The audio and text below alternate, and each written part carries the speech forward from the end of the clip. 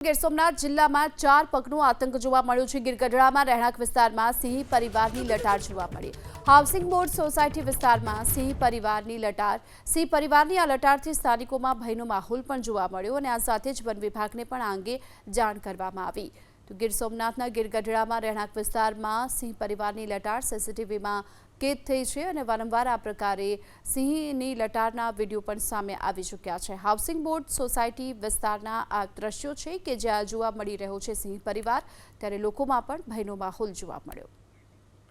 Housing board society વિસ્તારમાં સિંહ પરિવારની આ લટારથી સ્થાનિકોમાં ભયનો માહોલ પણ જોવા મળ્યો અને આ સાથે જ વન વિભાગને પણ આ અંગે જાણ કરવામાં આવી। તો ગીર સોમનાથના ગીરગઢડામાં રહેણાંક વિસ્તારમાં સિંહ પરિવારની લટાર સીસીટીવીમાં કેદ થઈ છે અને વારંવાર આ પ્રકારે સિંહની લટારના વિડીયો પણ સામે આવી ચૂક્યા છે। હાઉસિંગ બોર્ડ સોસાયટી વિસ્તારના આ દ્રશ્યો છે કે જ્યાં જોવા મળી રહ્યો છે સિંહ પરિવાર, ત્યારે લોકોમાં પણ ભયનો માહોલ જોવા મળ્યો।